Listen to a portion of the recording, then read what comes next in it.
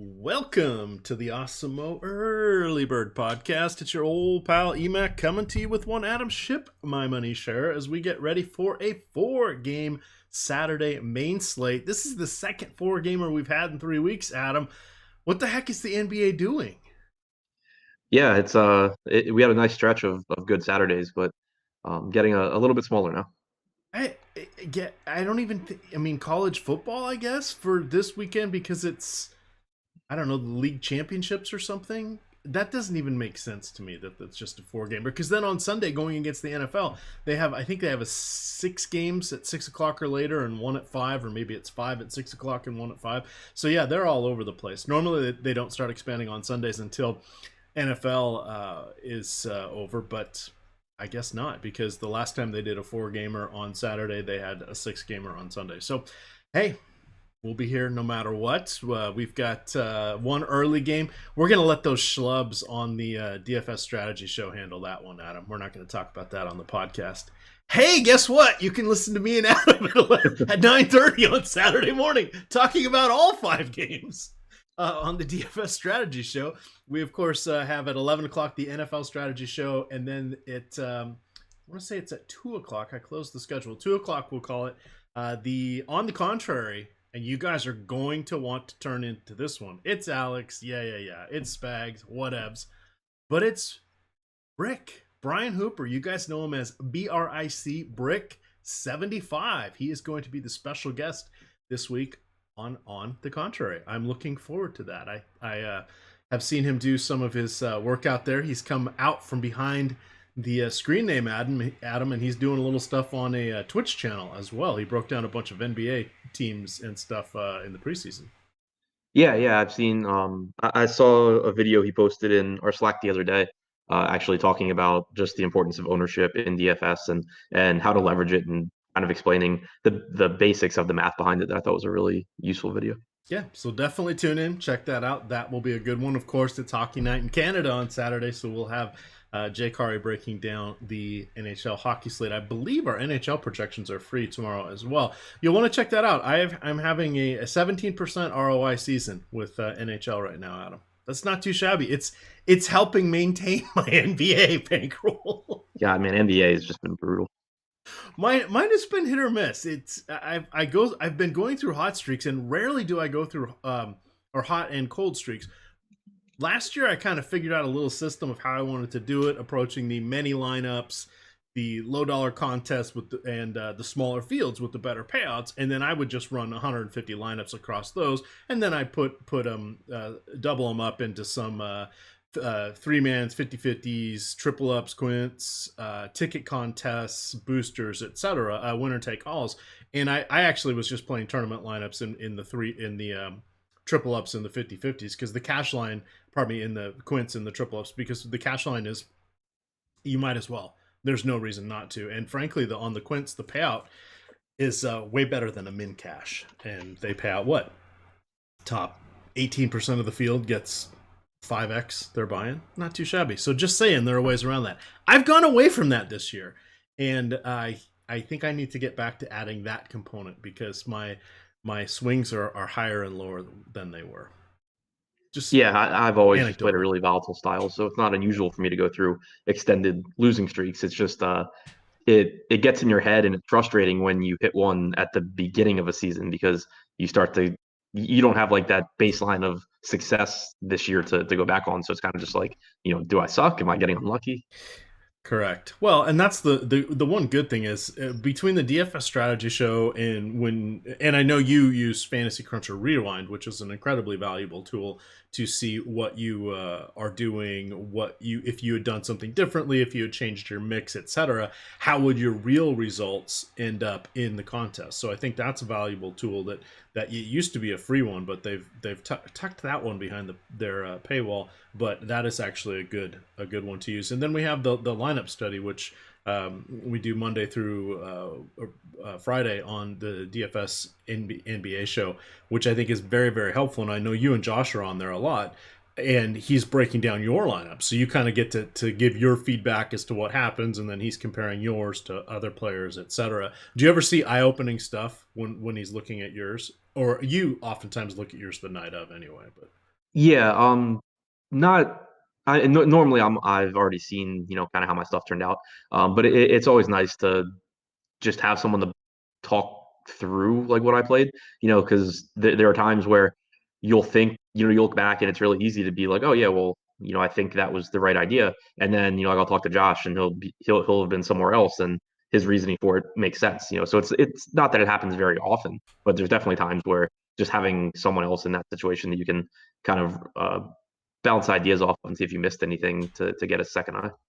Yeah, and that's something I found just nice, and usually I try to catch because I'm at the old day job, so I'm usually wrapping up after I get to work. I see if there was any additional early information when I write that cash building blocks article. By the way, go to the bottom paragraph of that last section, and you'll see how to get into presenting sponsor Yahoo's deposit bonus there. If you've not yet made a DFS deposit, you can come in on our link, use the promo code OSMO, and get $30 matched up to your first $30 in YSRPs. Those are available for immediate use into any contest. Those stand for Yahoo Sports Rewards Points, and it was basically their site cash. I think it's helpful. I usually am catching you guys for the first 20 minutes or so, and that's usually when you're doing the lineup study, and that's often helpful for me just to listen along, even if I'm not watching it on the screen. And then I usually catch the first 20 minutes of the analysis, which is nice.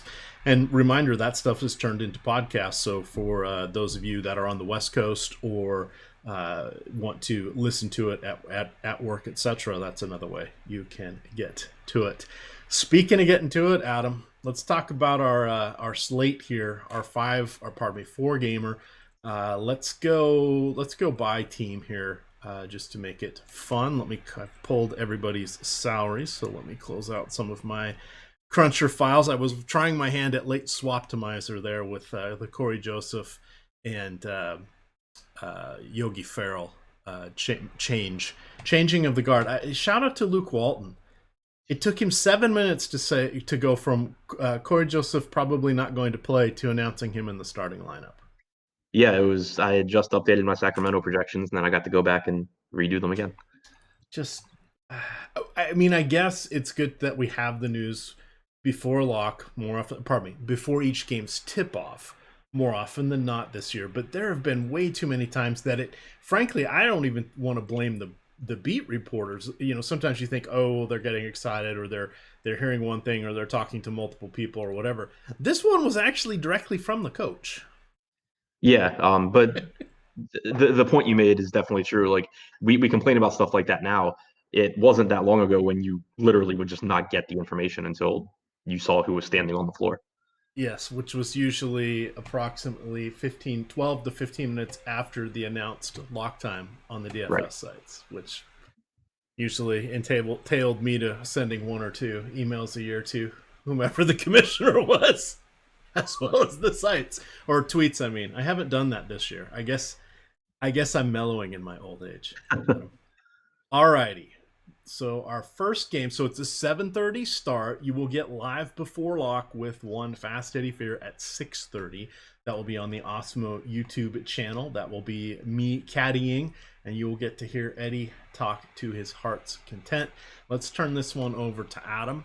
First game, we have the teams on back-to-backs. We have Cleveland and Indiana are the only 2 of the 8 teams that are on a back-to-back. If I'm scanning this correctly, our first game is Cleveland at Philadelphia. Philadelphia coming off a surprising loss in Washington to the Wizards. Cleveland still battling tonight as we are recording this. They're heading into the 4th quarter. It's been a nip and tuck battle, surprisingly. They are hosting the Orlando Magic. Take it away, Adam. First game.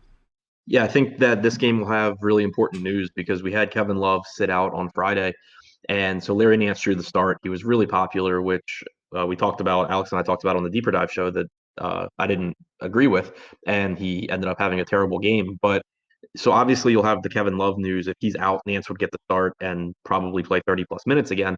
But also you'll have John Henson potentially sitting on the second half of a back to back.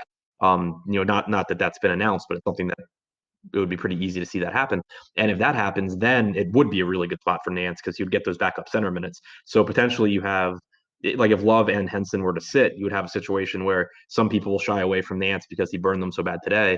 and they don't realize it's a totally different spot if Henson's out. So definitely pay attention to the news there in the front court. If Love is in and Henson is in, it's just not really that appealing of a team. It's a really tough matchup against Philly at Philly. Philly, obviously, the much better team, a very good defense. And if Love is in and Henson's in, you have a pretty flat rotation for Cleveland where there's not a lot of value there. All right, so Philadelphia coming in with the eighth best defensive efficiency. I did not know this one. They actually have the best rebounding rate in the league.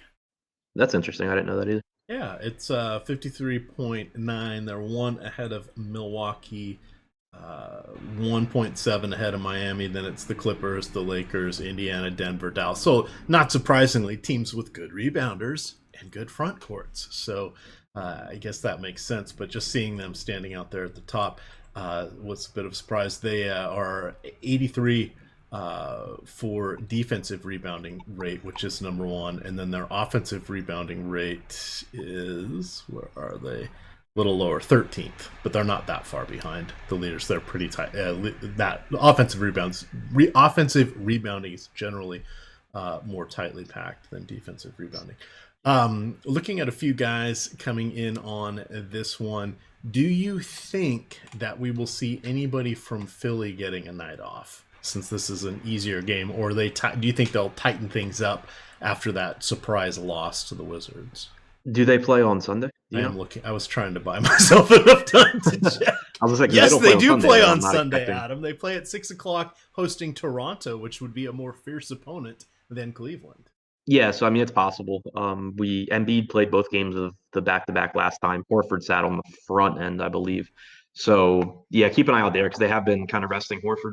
So it's certainly possible. Josh Richardson is out already, or is he questionable? I've seen him coming in as doubtful most times. I haven't looked at him. Okay, so I'm assuming Josh Richardson doesn't play, but yeah, outside of that, obviously keep an eye out for news on. Um, oh, they might have. I think they already said Embiid's sitting. Richardson has been No, we don't have any update on Richardson. Embiid's Embiid will not play on Saturday. There we go. Yeah, There's some discomfort in his hip in the loss to the Wizards. Hey, if that's what you want to call it, that's fine. But I'm sure he'll be healthy enough for Toronto. Yeah, so Horford gets a bump. Everyone on the team gets a bump. Really good matchup against Cleveland. Play as many Sixers as you can. The only time he's not good or not healthy against Toronto is in the playoffs, it seems like, right? What's that? I was trying to throw some Embiid shade. The only time he's not healthy against Toronto is in the playoffs. Oh, yeah. All right. Game 2. We have Indiana at the Knicks. Knickerbockers are 6-point underdogs. Indiana is in the process of wrapping up their game. They're midway through the fourth quarter here. It is a 1-point lead for Indiana in Detroit. So we'll have to see how that one finishes out. Turner's played 29 minutes so far, and Sabonis has 30. So the most they can top out is will be at 35. How are you feeling about the Pacers on a back-to-back? It is the Knicks. Yeah, the Knicks are really, really bad. But, it's a good spot for Indiana. New York plays really slow, so this isn't the most appealing game in terms of pace because Indiana is a slow team as well, only a 207 and a half total here. But they should be able to score pretty much at will. Malcolm Brogdon's pretty cheap at 7,200. Sabonis is 7,500. Those are the guys that I would look to first. Miles Turner at 5,300 has some upside, as does Warren. But I think Brogdon and Sabonis are going to be the two best plays from Indiana. All right. We had a 4-gamer there on Thursday, and for the DFS syllabus is what we call it. But we list players that we think are going to bust, our favorite cash game play, our favorite tournament play, our favorite low on tournament play, and teams to target and teams to not. I actually said for my players to bust, you could pick any of the Knicks, and I was close. We had Mitchell Robinson get 33 points. We had RJ Barrett get 27, and then nobody else got over 22. Pardon me, nobody else got over 18. That was Marcus Morris. God, they were bad against Denver. They are always bad, yes. I don't. Yeah, I'm not seeing a whole lot. It's a shame to cross a team off. I won't. I will have their their individual player caps set, so I'm not going to end up with more than one on my lineups, even with just 8 teams in our player pool. Do you do anything like that? I know you had talked about doing that earlier this season with Cleveland. Is that something you would relax a little bit on the 8 game slate, or probably 8 team player pool? Yeah, I do. I do that kind of depending on how guys grade out value wise from different teams. I do think there's a couple underpriced guys here on New York potentially. We don't know what their rotation will look like post Fizdale, but Mitchell Robinson's pretty cheap, and they had Fizdale been trying to give him a bunch of minutes. It makes sense for them to do that. So that potentially keeps happening going forward. RJ Barrett's only 5,300, and then Marcus Morris is 5K. So I think those guys are all reasonably priced, and they are all actually relatively productive players too. You said post Fizdale. Yeah, I did not realize he was fired. yeah, he was fired earlier. Friday afternoon. This is from Adrian Wojnarowski, 346, filed onto ESPN. Fizdale was fired along with top assistant Keith Smart, and Mike Miller is now their interim coach. That's not the same Mike Miller that was a player, was it? Is it? I have no idea.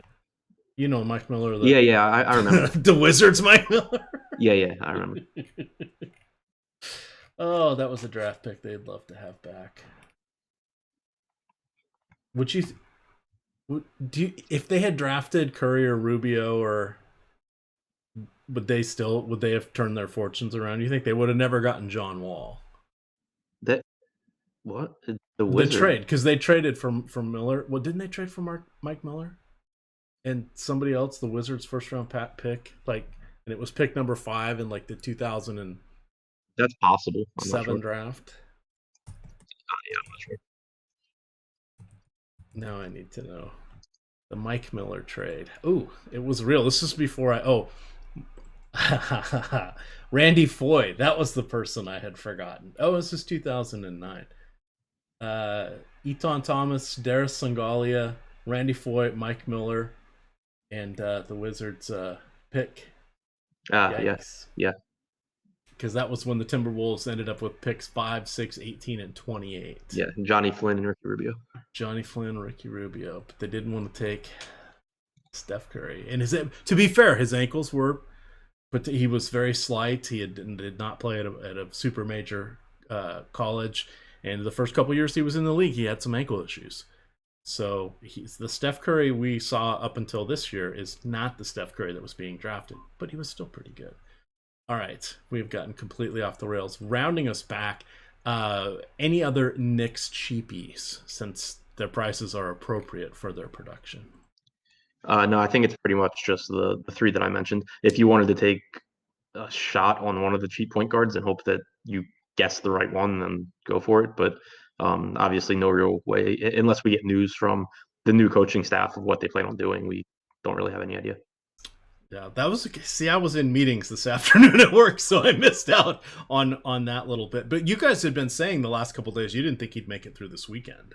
Yeah, I mean they have clearly just given up. Brutal. All right, well, let's talk about a game that's fun. This is Phoenix at Houston. Houston is favored by 10. Phoenix has actually been somewhat decent when they have Ricky Rubio on the court. The thing that surprised me the most, Adam, Phoenix actually leads the league in assists. That's interesting. Didn't know that. Yeah, 19.8 per game.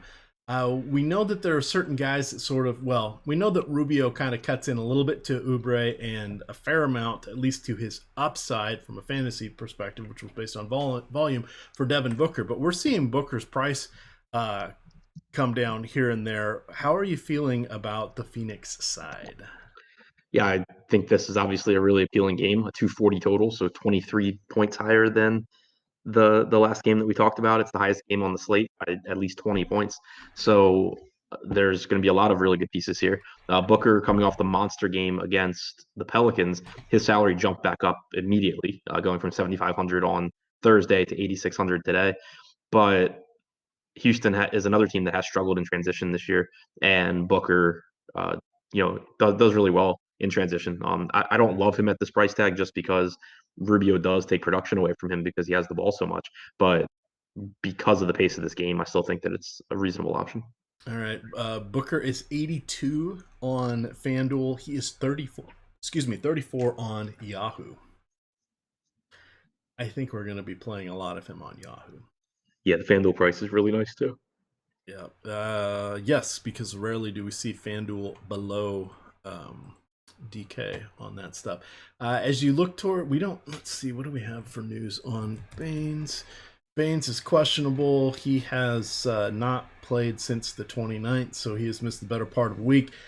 This is courtesy of. Baines is doubtful. Yep, doubtful against the Rockets from The Athletic, letting us know this. Strained left calf, likely to miss a fourth game. So, we already have seen this dance before. We know Clint Capella is waiting on the other side. What do you like from the front court here? Could it be Frank Kaminsky? Is it a Dario Saric?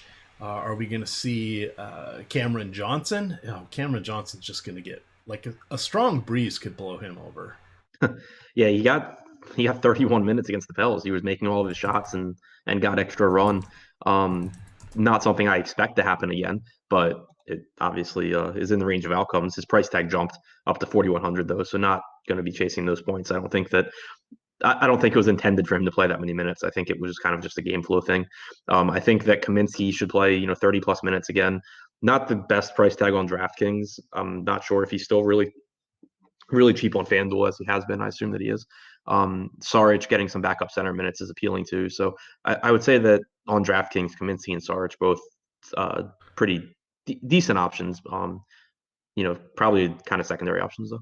Yeah, Kaminsky 16 on Yahoo, 54 on FanDuel, Saric 59 on FanDuel, 19 on Yahoo, and then Cam Johnson is 4100,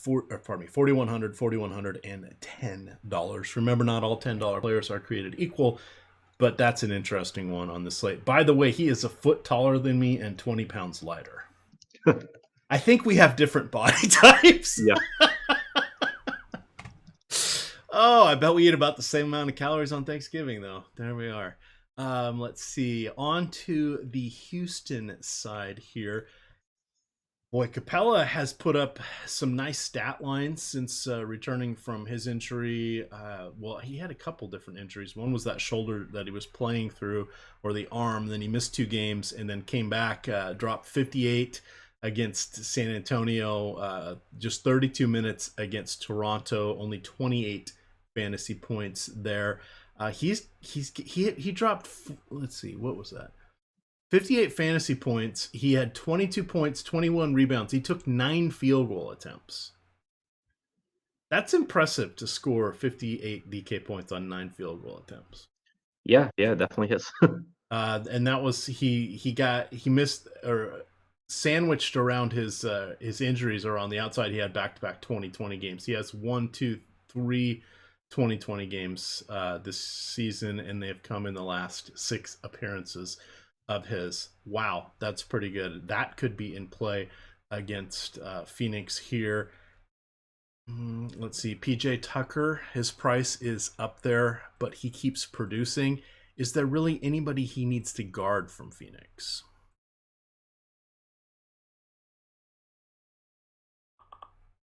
I think we lost Adam. So we are going to pause this real quick. Oh, actually, let's just see if we can get him back. These are the fun things. Adam, are you there? Yeah. I think that was yours truly. So I was asking, and you know what? We're not taking this out in post-production here. Talk to me about, is there anybody that PJ Tucker needs to guard from Phoenix? Will that impact his minutes? I think his minutes are pretty stable either way. Should play 35, 36 minutes with or without a defensive assignment. I don't expect the same production from him and McLemore that we saw against Toronto. I think that was a result of Toronto doubling Harden basically as soon as he touched the ball, no matter where he was on the floor. So it opened up some looks for those guys. I think going back to Harden is probably the better approach. And you were talking about Capella. I absolutely love the spot for him. I think he's one of my favorite plays on the entire slate. All right. The other question I have, well, the thing of beauty, James Harden, 40 minutes against Toronto, 48 minutes against San Antonio, 31 minutes against Atlanta. But hey, he scored the highest of those three games, 85 points. He scored 60 real points, was just one or two shy of his career record, and did not play into the fourth quarter. The team was leading by 50 with 4 to go in the third, and they kept Harden out there, and he just kept making his shots, which was wild. He had a 51% usage rate in that game, which that's just, it's amazing. We could still go to him. It's going to be a little tricky though, because we will of course need that elusive value. He's 11,700 on DK, which is fair, even on the shorter slate. 12-1 on FanDuel, and then 58 on Yahoo. So effectively, the higher prices that we've seen for players, they didn't go much higher because of the smaller player pool here. Will he be a potential priority as you're constructing just a handful of lineups? Talking about Harden. Harden. It depends on what value opens up. Yeah. We've been seeing, a lot of late scratches on Saturdays. I think that Embiid being out means that you have value from those wings, whether it's Korkmaz or Matisse Thybulle. So it probably shouldn't be too tough to get the Harden. So yeah, I think that on the 4 game slate against Phoenix, he should be a priority. One name I don't think we hit on that I want to throw out there from Philadelphia, Ennis. He had a couple games where he was hitting 30 minutes. One made sense, the other one didn't.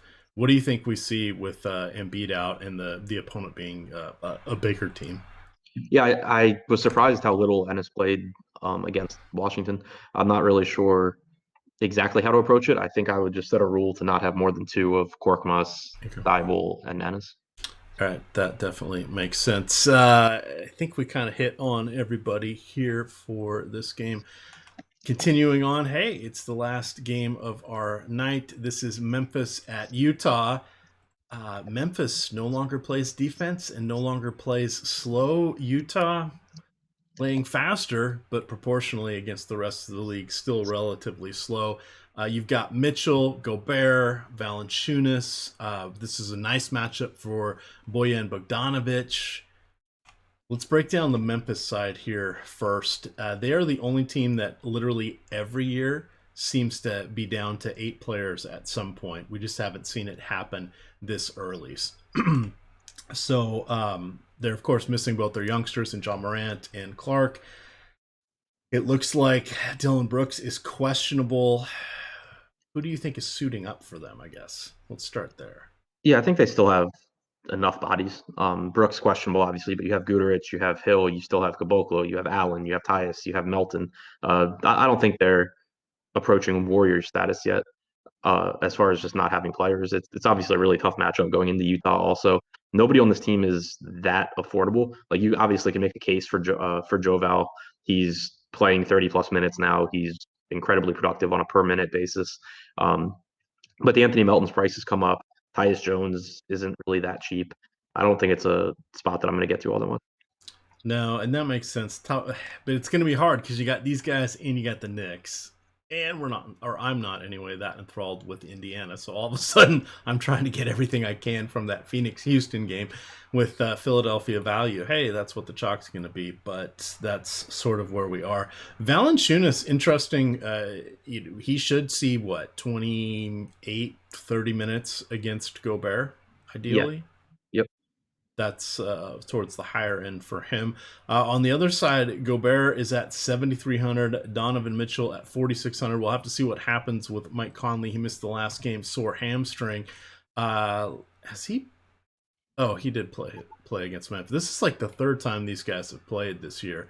Let's see. They played on the 15th of November. They played on the 29th of November, and now they're playing here on the 7th of December.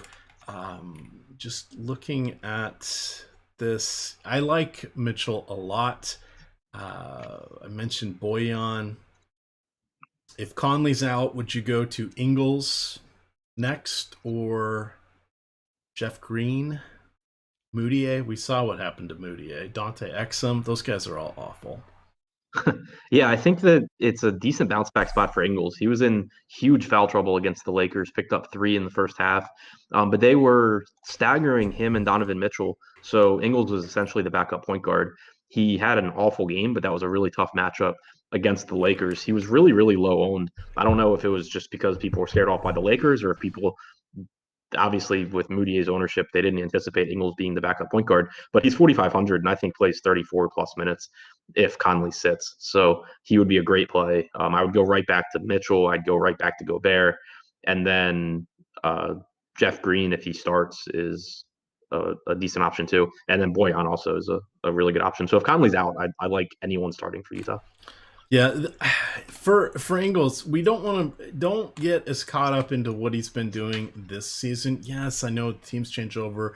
It's a little bit different, but let's keep in mind what he did down the stretch last year. The last 8 games, he had 40 fantasy points in 4 of them, 29, 31, and 35 in 3 of them, and then had a 14 fantasy points in 14 minutes on the final day of the season. So I'm not going to beat him up for that one. But and then he had some nice moments there in the playoffs. He is the only other solid, competent ball handler / scorer on this team. It is not Emmanuel Mudiay. It is definitely not Dante Exum, which is disappointing because I thought he'd be much better than he has turned out to be.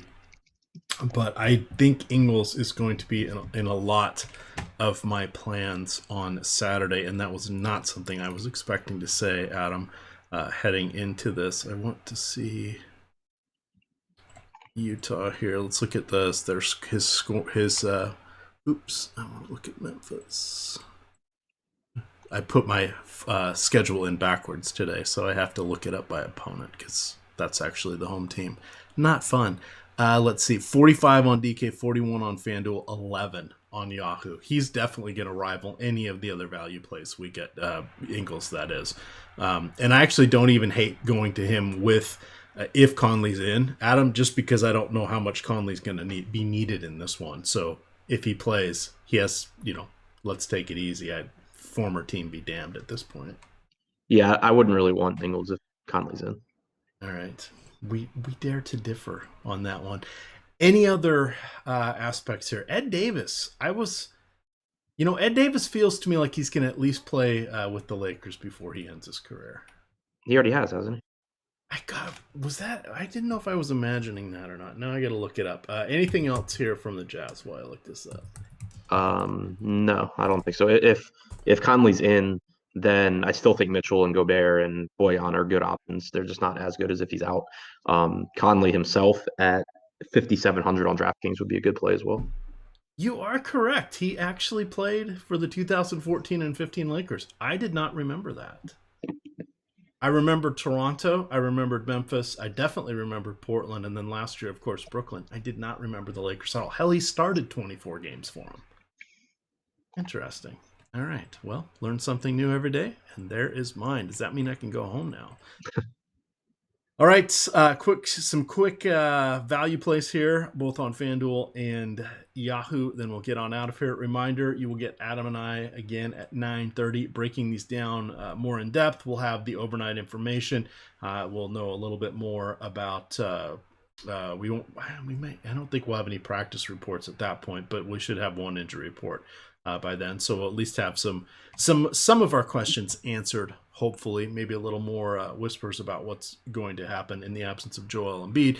But on FanDuel here, 2 guys that are going to pop up to the top are going to be Furkan Korkmaz at 3,500 versus Matisse Thybulle at 4,000. If you were playing just one of them, would you go more with the scoring-dependent Furkan Korkmaz? Or remember, 3 points for steals and blocks on FanDuel, would you look towards Matisse Thybulle? I would still look to Korkmaz. Okay. Mitch Robinson, would you give up your center spot for him at 5,800 on FanDuel? Yeah, I think that's fine. All right. And then, and actually, I take it back. I would go to Thybulle. He's closed 2 games in a row now, I think. I got to get somehow I put in the New Orleans players there as well. Let's just see. Oh, we didn't really touch on Russell Westbrook. So let's look at that. Let me resort this way. So Westbrook is almost $3,000 cheaper than Harden on FanDuel. Which would you prefer? Harden. It's 58-40 on Yahoo. Which would you prefer? Harden. Simmons is the same, is 100 less than Westbrook on FanDuel, and he is $3 less on Yahoo. Which would you prefer, Simmons or Westbrook? Westbrook. And then rounding that out, Mitchell at 83, so 1,000 less, or 33, which is 7 less than Westbrook and 4 less than Simmons. Mitchell if Conley's out. Westbrook if he's in. All right, and let's hit a couple of our $10 cheapies over here on Yahoo. You've got, we already mentioned, Thibault is 11. Cam Johnson, we talked about, is 10. DeAnthony Melton is 12. If you're going to play Melton anywhere, it would be Yahoo. You've got Korkmaz at 10. Tyus Jones, would you roll the dice with Tyus Jones for 11? Yeah, I think that's fine. Not a ton of confidence, but pretty tough to go wrong there. Tyus Jones for 11 or Ingles with Conley in at 11? Toss up, probably Tyus. All right. And then last guy, Grayson Allen, 4K on DK, 38 on FanDuel, 10 on Yahoo. Would you prefer to play him or get kicked in the nuts? I would rather get kicked in the nuts. Hey, you can accomplish both things for you. Yeah. All right, that is going to get us on out of here. You can follow Adam over there on Twitter at ShipMyMoneyDFS. I am at EMAC, pardon me, you ShipMyMoneyDFS. I'm at EMACDFS. And of course, it is Osimo underscore COM. Get me the hell out of here. Catch up to us in 12 hours after I've slept for 10 of those. With that, gamers, good luck.